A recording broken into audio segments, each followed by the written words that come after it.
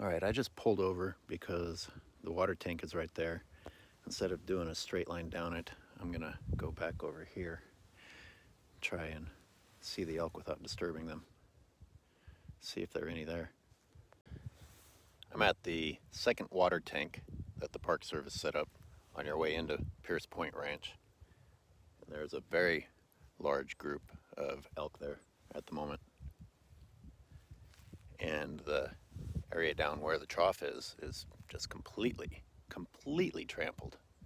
It's so obvious that they're using the trough.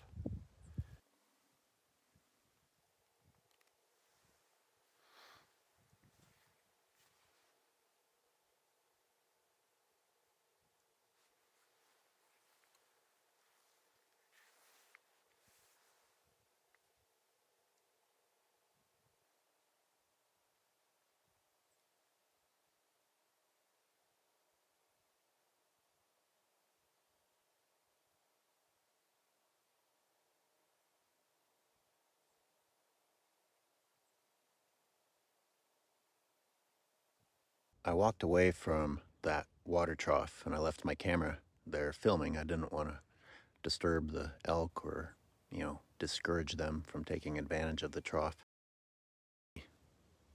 I just came from quietly enduring listening to someone who has bought into the Park Service's lies and excuses explain, why it's evident that the elk aren't actually using the water troughs, or at least not in a significant manner. Okay, my very first stop today. I got out, went, and peeked over the hill, and the elk are drinking out of the trough, and continuing, and continuing, and continuing. Okay, maybe I just got lucky. Maybe I just pulled over at the exact moment that these elk are rarely utilizing the trough. But then we gotta dig deeper into the rest of the park's excuses, saying that their trail cam didn't pick up very many instances of it. It's interesting that they only set up one cam on one trough, and God knows how often they change the batteries or come and check it or whatever, or if they're even telling the truth about what their footage is showing. But I just caught wind that now they're also claiming that people are stealing their trail cams. I don't know if that's true, but there are ways to set up trail cams to where they can't be stolen. And the Park Service knows this because I've seen their locked down trail cams on other parts of the park. Where there's a will, there's a way. And when it comes to the elk, they always, instead of doing it correctly, leave themselves escape routes, excuse routes, I should call them. This Park Service is really good at making excuses, really bad at taking effective action or providing factual information.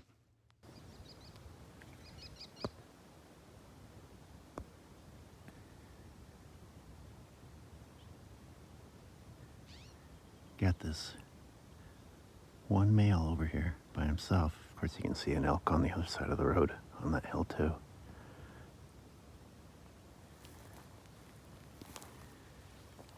Just over there, you can see where my camera is capturing the footage right now, is where that male with his whole harem are hanging out.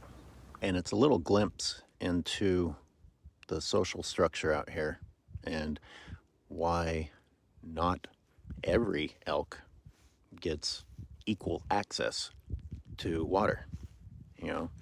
That male down there with his harem, he's not gonna let another male come down there. He's not gonna let another male anywhere near his harem. So, for all intents and purposes, that trough is his and his little herds. There's a lot of talk about how many herds are out here. So, since there are, sometimes I hear 3, sometimes I hear 4, it depends who you're talking about. Well, then I can't call that a herd because that's just one group within all the different groups that are here in the elk reserve, and there are many of them. And then the other herds are the ones that are free roaming. But you can logically conclude that those are also broken into multiple groups. And I've seen it. They are. In fact, it's even more groups out there because they have more space to roam through.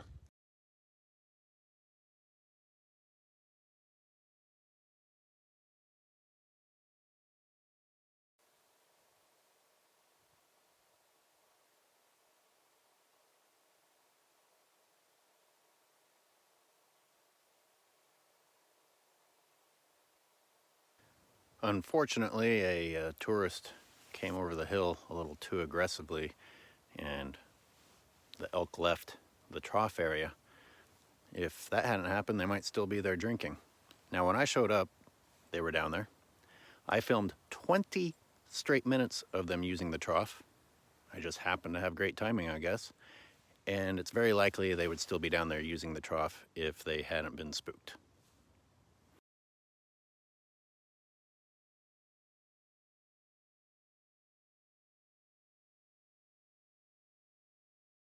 Now I'm in the reserve. I'm on my way out to North Pond 2, and the parking lot's already full and I've passed a lot of people. So I'm kind of realizing that if the elk over there were scared off that easily by that one tourist, what's the likelihood that they aren't all going to be scared off from the trough at North Pond 2 by the time I get there?